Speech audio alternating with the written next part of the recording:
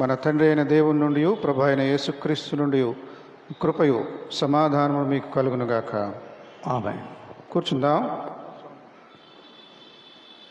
ప్రార్థన చేసుకుందాం. మహిమోన్నతుడా మా పరలోకపు తండ్రి, నీకు స్తుతులు స్తోత్రములు. 2020వ సంవత్సరమును దాటి 2021వ సంవత్సరంలోనికి మమ్మల్ని నడిపించిన విధానాన్ని బట్టి నీకు కృతజ్ఞతాస్తుతులు చెల్లించుచున్నాము. ఈ సంవత్సరంలో మొదటి ఆదివారంన నీ మందిరంలో చేరి నిన్ను ప్రార్థించే, ఆరాధించే, వాక్యమును ధ్యానించేటువంటి భాగ్యాన్ని మాకు ఇస్తూ ఉన్నావు. నీకు వందనాలు. మా పితరులు ఏర్పాటు చేసిన పాఠ్యభాగములను సరైన రీతిని ధ్యానించే జ్ఞానమును, వివేకమును అందించమని వేడుకుంటూ ఉన్నాం. వాటిని సమర్థవంతముగా మేము పాటించగలుగులాగున నీ కృప మా మీద ఉంచమని వేడుకుంటూ ఉన్నాం. నీ దీనదాసుని మరుగున ఉంచి నీ దివ్య వర్తమానమును మాకందరికీ అందించమని మా ప్రభును నీ ప్రియకుమారుడునైన క్రీస్తు నామమున నేను అడుగుచున్నాము తండ్రి. ఆమేన్. ప్రియమైన సంఘమా, దేవుని కృప మరి ఒక మారు ఆయన సన్నిధానములో తోటి సంఘస్థులతో కలిసి ఆయనను ఆరాధిస్తూ ఉన్నాం. త్రియేక దేవుడు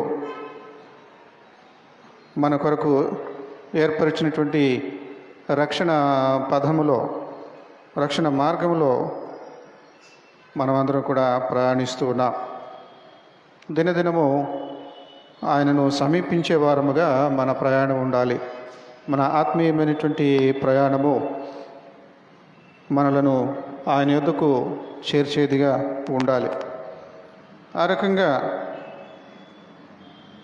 శ్రీసభతో, సంఘస్థులతో కలిసి ఆయనను ఆరాధించడానికి, వాక్యాన్ని ధ్యానించడానికి దేవుడు మనకు మరి ఒక అవకాశాన్ని ఈ పూట అందించాడు. మంచి పాఠ్యభాగాలు మనం చదువుకున్నాం. అందులో ముఖ్యంగా పత్రిక పాఠ్యభాగంలో బాప్తిస్మమిచ్చు యోహాను చెప్పినటువంటి మాటలు, క్రీస్తు పుట్టిన తరువాత తాను పరిచర్య చేయాలి, పరిచర్య చేయడానికే వచ్చాడు కానీ పరిచర్య చేయించుకోవడానికి రాలేదు. మన వీరాభిమానంతో పాస్టర్లకు సూట్ కేసులు మోస్తూ ఉంటాం. పాస్టర్లు కూడా అదొక లెవెల్ అన్నమాట, లెవెల్ మెయింటైన్ చేస్తూ ఉంటారు. ఎవడో ఒకడు వచ్చి మోసేదాకా అలాగే అటు ఇటు తడుములాడుతూ ఉంటారు. వాళ్ళ సూట్ కేసులు వాళ్ళు మోయటం చేత కదనట్లుగా ఉంటాయి.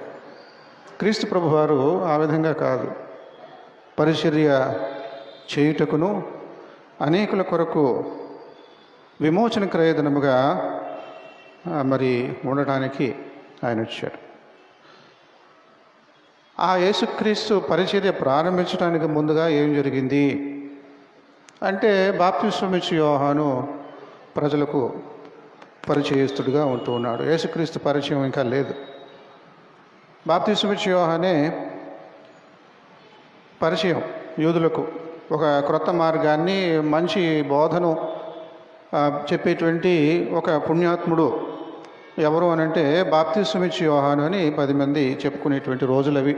యేసుక్రీస్తుని గురించి ఇంకా చెప్పుకునేటువంటి రోజులు ప్రారంభం కాలేదు. బాప్తిస్మమిచ్చు యోహాను పరిచయం అయ్యాడో లేదో అంటే బైబిల్ సువార్తలలో మనం చూసినది. ఇంతలోనే మరి చావుకు గురవుతూ చనిపోతాడు బాప్తిస్మమిచ్చు యోహాను. ఆ తర్వాతనే క్రీస్తు యొక్క మరి ప్రత్యేకత, క్రీస్తు యొక్క ఉనికి ప్రజలకు తెలియవచ్చింది అన్నట్లుగా ఉండేది. కాబట్టి యేసుక్రీస్తు ప్రభువారు బాల్య దశ నుండి యవ్వన దశలోనికి వచ్చి మరి 30 ఏళ్ళు వయసు ప్రాయం వచ్చే వరకు కూడా మరి తాను ఏమై ఉన్నాడో, ఎక్కడ ఉన్నాడో అనేటువంటి వివరాలు అందించవలసినటువంటి అవసరం లేదు. ఆయన పరిచర్య పేరు చెప్పి ఏమేమి చేశాడో అవి మాత్రమే మనకు అవసరము. పరిచర్య పేరు చెప్పి ఆయన ఎప్పుడు చేశాడు, ఏమి చేశాడు, ఎప్పుడు మొదలుపెట్టాడు పరిచర్య అంటే ఈ బాప్తిస్మమిచ్చు యోహాను చేతిలో బాప్తిస్మం తీసుకొని పరిచర్య ప్రారంభించాడు.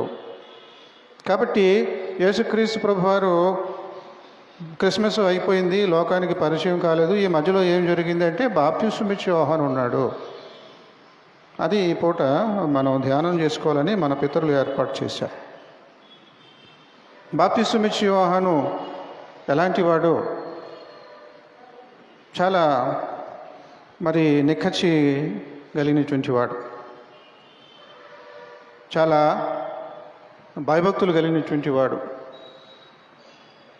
మరి అగ్ని వంటి వాడు, దహించు అగ్ని అని మనం మాటల్లో చెప్పుకుంటూ ఉంటాం, యాక్షన్లు చేస్తూ ఉంటాం. కానీ ఈయన జీవితమే దహించు అగ్ని లాంటిది. బాప్తిస్మమిచ్చు యోహాను ఆ రకంగా ఈయన జోలికి వెళ్ళడానికి, ఇతనిలో తప్పు పట్టడానికి ఎవరు కూడా తెగించేవారు కారు. అంత చక్కటి నిక్కచ్చి భక్తి కలిగినటువంటి వ్యక్తిగా, బోధకుడిగా, ప్రవక్తగా మరి వెలుగొందుతూ ఉన్నాడు. ఆ బాప్తిస్మమిచ్చు యోహాను చెప్పిన కొన్ని మాటలు మనం చదువుకున్నాం. దీని ఆధారంగా ఈ పూట వాక్యాన్ని మనం ధ్యానం చేసుకుందాం. మనకు కోపం వచ్చినప్పుడు ఒకళ్ళు తిట్టుకుంటాం. తిట్టుకునేటప్పుడు కాని మాటలు, ఆ కోపానికి కొద్దీ కాని మాటలు తిడుతూ ఉంటాం. అవతలి వ్యక్తి వ్యభిచారి కాకపోయినా ఆ వచ్చే కోపానికి కొద్దీ వ్యభిచారి అన్నట్లుగా ఆ మాట ప్రయోగిస్తూ ఉంటాం. అంటే కాని మాటలు, బూతులు అని కాదు, కానీ ఏ మాట అయినా అది ఒక భాషలో ఒక మాట అది. కాబట్టి ఆ మాట ఏంటంటే అయిన మాట కాని మాట అన్నట్లుగా ఉండాలి తప్ప బూతులు అనేది కాకుండా అయిన మాట ఏంటి, కాని మాట ఏంటి అనేదిగా ఉండాలి. ఎందుకు అని అంటే మనకు కొన్ని మాటలు ఉంటాయి, మామూలు మాటలే వాటిని బూతులు అన్నట్లుగా కొంతమంది నోరు తెరిచి చెప్పడానికి భయపడతా ఉంటారు. ఎవరు ఆలోచన వాళ్ళవి, ఎవరి నీతి వాళ్ళది. మనం వాటన్నిటిని ఇక్కడ తీర్పు తీర్చలేము. కానీ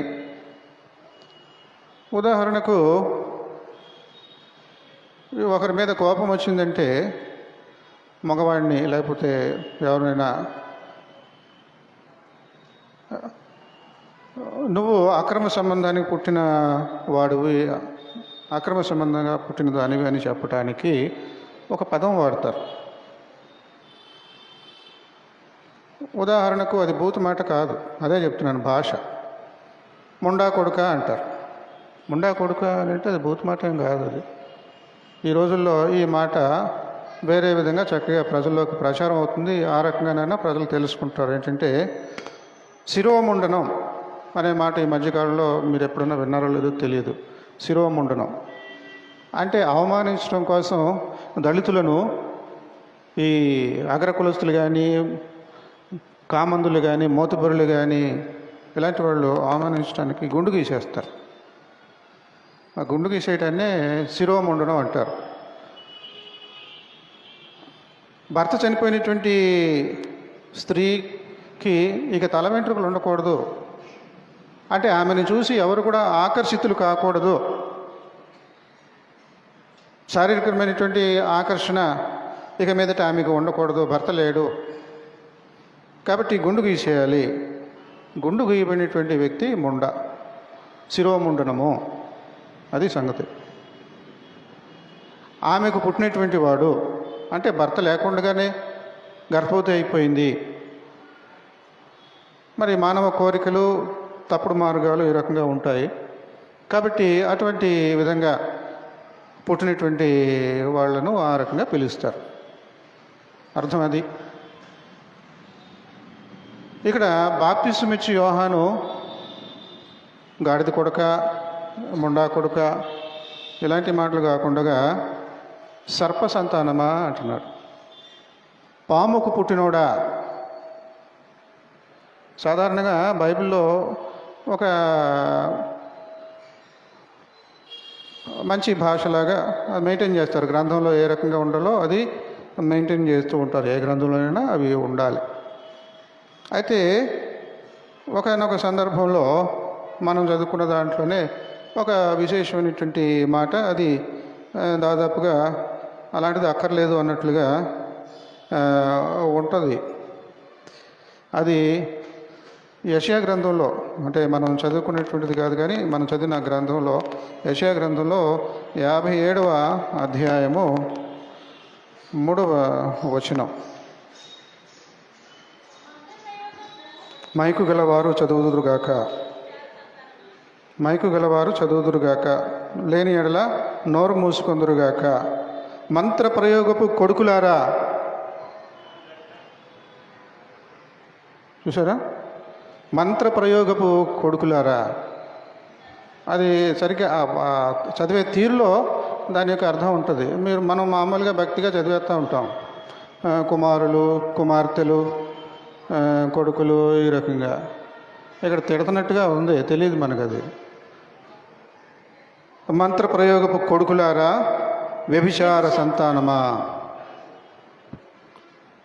బాప్తిస్మిచ్చు యోహాను తిడుతున్నాడు, కాని మాట అంటున్నాడు. సర్ప సంతానమా. ఎంత కోపం వచ్చేయాలి అసలు. పాముకు పుట్టినోళ్ళ, గాడిద కొడుక. గాడిద కొడుకు అనేటువంటిది చాలా భయంకరమైన మాట. ఎందుకంటే జంతువులలో అది వికృతమైనటువంటి లక్షణం గల అనేటువంటి జంతువు. ఏది? శారీరకమైనటువంటి సంబంధం. జంతువుల మధ్యను మానవుల మధ్యను శారీరక సంబంధం వలన సంతానం పుట్టుకొస్తూ ఉంటుంది. ఆ విధానం ఎలా ఉంటుంది అని అంటే అన్ని జంతువుల్లోనూ సహజంగా సామాన్యంగా ఉంటుంది, కానీ వీటిలో వికృతంగా ఉంటుంది. అది సభాముఖంగా చెప్పడానికి కుదరదు. కానీ అది తెలిసినటువంటి మన పూర్వీకులు మరి కాని మాట ఎవరినైనా తిట్టాలంటే ఈ రకంగా తిడుతూ ఉండేవారు. గాడిద కొడుకు అని తిడుతూ ఉండేవారు. బాప్తిస్మిచ్చు యోహానుకు ఎంత కోపం రాకపోతే, పాముకు పుట్టినటువంటి వారులారా, సర్ప సంతానమా అని పిలుస్తున్నాడు. వాళ్ళు ఏమంటున్నారంటే, వాళ్ళ ఆచారం, వాళ్ళ విర్రవీగినటువంటి స్వభావం ఎలా ఉంటుందంటే, మేము అబ్రహాము సంతానము, మేము అబ్రహాము సంతానము. ఈ లోకంలో ఎవరు కూడా ఈ విధంగా పిలువబడనేరరు.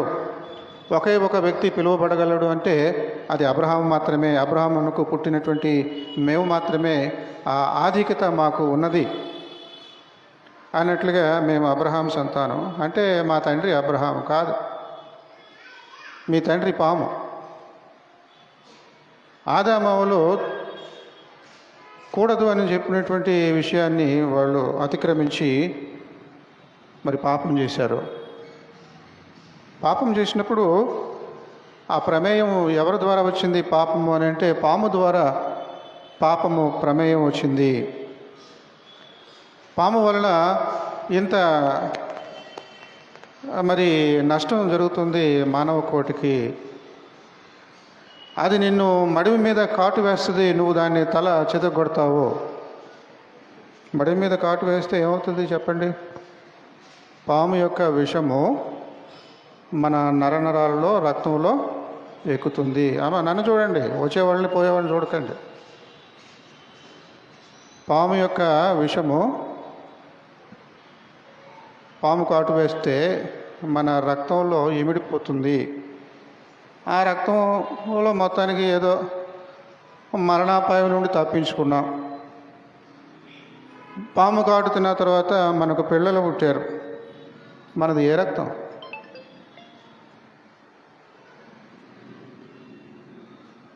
సర్పసంతానమా? చాలా కోపంతో మరి వాళ్ళకు బుద్ధి వచ్చేలాగిన ఈ మాటలు అంటూ ఉన్నాడు. సర్పసంతానమా. యెషయా ప్రవక్త తన ప్రవచన వాక్కుల్లో మంత్ర ప్రయోగపు కొడుకులారా, వ్యభిచార సంతానమా, వేశ్య సంతానమా, ముండా కొడుకులారా అన్నట్టు అనమాట. బుద్ధి మాట ఏం కాదు, అది కాని మాట. కాని మాట అంటే ఎవరిని అనాలో వాళ్ళంటే వాళ్ళు నీ స్థితి ఇదని అన్నట్టే, అంటే తీర్పు తీర్చినట్టే. కానీ కాని మాటలు అంటే వాడు కాకపోయినా వాడిని అలా నిందిస్తూ ఉంటారు, అపనిందలు వేస్తూ ఉంటారు. అవే బూతులు అన్నట్లుగా ఉంటాయి. ఇక్కడ యెషయా ప్రవక్త మంత్ర ప్రయోగపు కొడుకులారా, వ్యభిచార సంతానమా, వేశ్య సంతానమా అని పిలుస్తూ ఉన్నాడు. అది అందరికీ చేత కాదు. మహాభక్తులు మాత్రమే ఈ రకంగా వాళ్ళకున్నటువంటి ఆ కోపాన్ని ప్రదర్శించగలరు. దాన్ని ఇంకా వ్యతిరేకించడానికి వీలు ఉండదు. వినేటువంటి వాళ్ళకందరికీ కూడా మనస్సాక్షి ఉంటే సిగ్గుతో తల వంచుకుంటారు. ఆ రకంగా బాప్తిస్మం ఇచ్చే యోహాను భయపడేవాడు కాడు. హేరోదును కూడా నిలదీసేవాడు. వాడేవాడు, వాడి దగ్గర ఏం నీతి ఉంది, వాడి దగ్గర ఏం మంచితనం ఉంది, వాడి బ్రతుకే ఒక వ్యభిచారపు బ్రతుకు అని ఈ రకంగా చెప్తా ఉంటే, మరి భార్యగా చలామణి అవుతున్నటువంటి హేరోదు భార్యకు మరి ఇలాంటి మాటలు ఎక్కవు. కాని మాట అంటున్నాడా? కాని మాటగా ఉన్నమాట. అది కాని మాట అంటే బూత్ అంటున్నాం, ఉన్నమాటే. ఇక్కడ సర్పసంతానం అంటున్నాడు. ఇది కాని మాట ఉన్నమాట. ఇది దేవుడి మాట అతిక్రమించి పాముతో స్నేహం చేసి పాము కాటుకు గురైనటువంటి నువ్వు పిల్లలకు అంటున్నావు, నీ రక్తం ఏ పాటిది?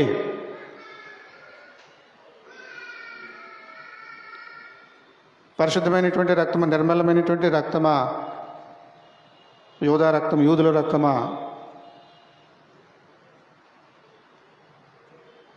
అబ్రహాము మాకు తండ్రి అని మీలో మీరు చెప్పుకొన తలంచవద్దు.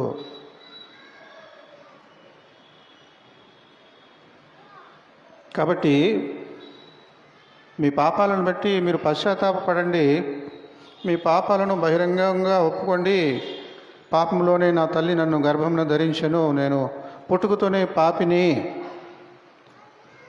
జన్మ పాపము కర్మ పాపము నాలో ఉన్నాయి, నేను పశ్చాత్తాపడుతున్నాను, దేవుడు నన్ను క్షమించాలని మరి భక్తుడైనటువంటి గురువు అయినటువంటి నీ దగ్గరికి వచ్చావు, నీవిచ్చే బాప్తిస్మం తీసుకుంటున్నావు. బాప్తిస్మం ఏమిటది? నిండా మునిగి స్నానం చేయడం అంటే మురికినంతా కూడా వదిలించుకోవడము. బాగుంది. పశ్చాత్తాపాన్ని సూచించడానికి బాప్తిస్మము. ఎన్నిసార్లు మనం స్నానం చేస్తాం? కొంతమంది రోజుకి 2 సార్లు కూడా స్నానం చేస్తూ ఉంటారు. బాప్తిస్మం ఎన్నిసార్లు తీసుకోవాలి? ఎందుకంటే చాలాసార్లు తప్పు చేస్తాం, పశ్చాత్తాపడతాం, నిజంగానే పశ్చాత్తాపడతాం. కానీ కొన్ని రోజులు గడిచాక మళ్ళీ సాతానుడు మనలను తన వైపు లాగవచ్చు, మళ్ళీ అదే తప్పు అదే పాపము మనం చేస్తాం. మరి బాప్తిస్మం సంగతి ఏంటి? మళ్ళీ ఇంకోసారి స్నానం, మురికి అంటుకుంది. స్నానం దేనికి? మురికిని వదిలించుకోవడానికి. బాప్తిస్మం ఏంటి? అక్కడ 10 మందిలో పాపములను ఒప్పుకొని పశ్చాత్తాపడి క్షమాపణ కొరకు స్నానం చేయటము, నిండా మునిగి స్నానం చేయడం బాప్తిస్మం. ఎన్నిసార్లు తప్పు చేస్తే అన్నిసార్లు స్నానం చేయాలి, ఎన్నిసార్లు మురికి అంటుకుంటే అన్నిసార్లు స్నానం చేయాలి. బాప్తిస్మం అనుకున్న విలువ ఏమిటి ఇంకా? అందుకనే పౌలు దినాలు వచ్చేటప్పటికల్లా నిక్కచ్చిగా చెప్పాడు. ఎఫెసీ పత్రికలో 4వ అధ్యాయంలో 4-6 వచనాల్లో మనం చూస్తాం. శరీరం ఒక్కటే, ఆత్మయు ఒకడే, పరిశుద్ధాత్ముడు కూడా ఒకడే. మన శరీరం ఒకటే, పరిశుద్ధాత్ముడు ఒకడే, నిరీక్షణ ఒకటే, ప్రభువు ఒకడే, యేసుక్రీస్తు ఒకడే, విశ్వాసం ఒకటే, బాప్తిస్మం ఒకటే, దేవుడు ఒకడే. ఇక్కడ మనకు కావాల్సింది ఏంటంటే బాప్తిస్మం ఒకటే అంటున్నాడు ఎఫెసీ పత్రికలో పౌలు భక్తుడు. మనోళ్ళు ఏం చేస్తే అతికి తెలివితేటలు, లూథరన్ డినామినేషన్లో ముంచి బాప్తిస్మం ఎవరు రా, అది తప్పుడు బాప్తిస్మం, నీకు మునక బాప్తిస్మం ఇస్తుంది, ఇది సరైన బాప్తిస్మము. అసలు ఈ బాప్తిస్మాలు అవసరం లేదు. ఇవి ఏ బాప్తిస్మం అవసరం లేదు మనకు. బాప్తిస్మం అంటే స్నానము. ఏంటి? మురికి వదులుకోవడానికి స్నానము. ఎన్నిసార్లు మురికి, అన్నిసార్లు మరి బాప్తిస్మం తీసుకో. కానీ ఇక్కడ పౌలు అంటున్నాడు బాప్తిజం ఒకటే. మరి దానికి అర్థం ఏంటి? నువ్వు తప్పు చేస్తున్నావు, క్షమాపణతో స్నానం చేస్తున్నావు, మురికి వదిలించుకుంటున్నావు, పాపమును వదిలించుకుంటున్నావు, మళ్ళీ తప్పు చేస్తున్నావు, మరి మళ్ళీ స్నానం చేయి, మళ్ళీ మురికి వదిలించుకో, మళ్ళీ బాప్తిజం తీసుకో. ఈ రకంగా మానవ నైజం. పౌలు ఈ విషయాలన్నింటినీ గమనిస్తూ ఉన్నాడు, భవిష్యత్తుని గురించి కూడా ఊహిస్తూ ఉన్నాడు. బాప్తిజం మనకి విలువ లేకుండా అయిపోతుంది. బాప్తిజం ఒకటే. ఇక్కడ అది బాప్తిస్మమిచ్చు యోహాను కూడా చెప్తున్నాడు. ఏమని చెప్తున్నాడు చూడండి. మారు మనస్సు నిమిత్తము నేను నీళ్లలో మీకు బాప్తిస్మమిచ్చుచున్నాను. అయితే నా వెనుక వచ్చుచున్నవాడు నాకంటే శక్తిమంతుడు. ఆయన చెప్పులు మోయిటకైనను నేను పాత్రుడను కాను. ఆయన పరిశుద్ధాత్మలోను అగ్నితోనూ మీకు బాప్తిస్మమిచ్చును. ఇప్పుడు చెప్పండి, బాప్తిస్మమిచ్చు యోహానుది ఒక బాప్తిస్మము, అక్కడ పరిశుద్ధాత్ముడు మనకిచ్చేటువంటిది ఇంకొక బాప్తిస్మము. పౌలు చెప్పేది బాప్తిస్మం ఒకటే అంటున్నాడు. ఏ బాప్తిస్మం ఒకటే? ఇప్పుడు లాజిక్ ఆలోచించారా? పరిశుద్ధాత్మని బాప్తిస్మం కలిగినటువంటి వారంగా ఉండాలి. నువ్వు మునిగావా, నీ నెత్తి మీద 4 నీళ్లు జల్లేరా, జెండా కింద దూరేవా, ఈ కాదు. ఇది మన కోసం మనం కల్పించుకున్నటువంటి వ్యవహారంలాగా ఉంది. అదే ఇక్కడ బాప్తిస్మం ఇచ్చి యోహాను అంటున్నాడు. మీరు మారు మనసుతో వచ్చేస్తున్నారు. ఎన్నిసార్లు వస్తారు మీరు? అసలు మీరేంటి? మీ స్థితి ఏమిటి? మీరు పాముకు పుట్టినటువంటి వాళ్ళు, సర్పసంతానమా? మీ రక్తం అంతా కూడా చెడిన రక్తం. ఊరికే వచ్చేసి బాప్తిజం చేసుకొని కడిగేసుకుని మీరు శుద్ధులైపోతున్నారా? మళ్ళీ పాపం జోలికి వెళ్తారు, పాడైపోతారు. పాడైపోయినటువంటి వాళ్ళు మనము. ముఖ్యంగా స్త్రీలను గురించి చెబుతూ ఉంటాం, పాడైపోయింది అంటూ ఉంటాం. అంటే శారీరకమైనటువంటి విషయంలో పవిత్రతను మెయింటైన్ చేయలేకపోయింది, పాడైపోయింది అని అంటూ ఉంటారు.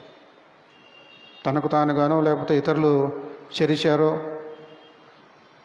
ఇతరులు మానభంగం చేశారో, తనకు తానుగానే ఒళ్ళమ్ముకుంటుందో, లేకపోతే వక్ర మార్గంలో వివాహేతర సంబంధాలు పెట్టుకుంటున్నారో, ముఖ్యంగా ఆడవాళ్ళని ఉద్దేశించి సాధారణంగా మాట్లాడుతుంటారు, చెడిపోయింది. దేవుడు అంటూ ఉన్నాడు, నేను నిన్ను ప్రదానం చేసుకున్నాను, నేను నీకు భర్తను, కానీ నువ్వు నాతో కాపురం చేయటం నీకు చేత కావడం లేదు. నువ్వు ఇంకొకరితో వెళ్ళిపోతున్నావు, ఎవడు పడితే ఆడితో వెళ్ళిపోతున్నావు, గాడిద కొడుక అని ఇందాక చెప్పాను చూసారా? అవి సభాముఖంగా కొన్ని వివరాలు చెప్పలేం. ఆ మాట ఇక్కడ బైబిల్లో కూడా సూచనప్రాయంగా ఒక చోట చూడగలం. అది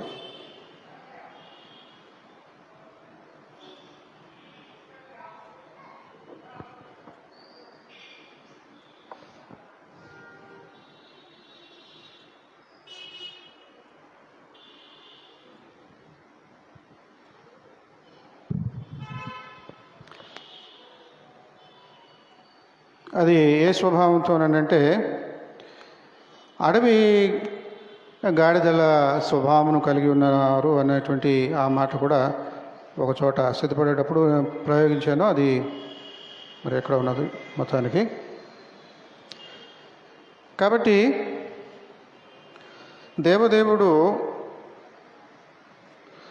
ఇర్మియా గ్రంథం 2వ అధ్యాయం తీయండి. ఇర్మియా గ్రంథం 2వ అధ్యాయం.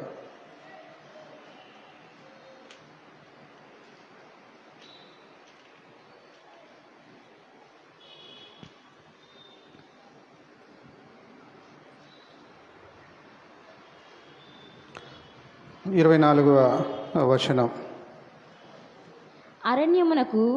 అరణ్యమునకు అలవాటు పడిన, అలాగ ఒక్కొక్క ముక్క చదవకండి, చక్కగా స్పీడ్గా చదవండి. అరణ్యమునకు అలవాటు పడిన అడవి గాడిదవు, అది దాని కామాతురత వలన గాలి పీల్చును. చాలమ్మా. నువ్వు అడవి గాడిదివి, దానికి ఉన్నటువంటి కామాతురత, కామం, అది ఆ లక్షణం నీలో ఉంది. ఇది ఆత్మీయమైనటువంటి వివరణ. ఏంటంటే నిజదేవుణ్ణి, సత్యదేవుణ్ణి ఆత్మతోనూ సత్యంతోనూ ఆరాధించడానికి బదులుగా నువ్వే దేవుడు అని ఒక రూపాన్ని చెక్కను తీసుకొని దాన్ని ఒక రూపం తయారు చేసి మ్రొక్కటం, ఒక రాయిని తీసుకొని నువ్వే దేవుడివి అని విగ్రహాలను ఆరాధించటం, దీనినే ఆత్మీయంగా వ్యభిచారంతో పోల్చారు పాత నిబంధన రోజుల్లో, క్రొత్త నిబంధన రోజుల్లో. కాబట్టి నేను నిన్ను ప్రదానం చేసుకున్నాను, నేను నీకు భర్తను, కానీ నువ్వు నాతో సంబంధం పెట్టుకోకుండా ఈ విగ్రహాలతో సంబంధం పెట్టుకుంటున్నావు. నీకు పుట్టినటువంటి పిల్లలు ఏమని పిలువబడాలి?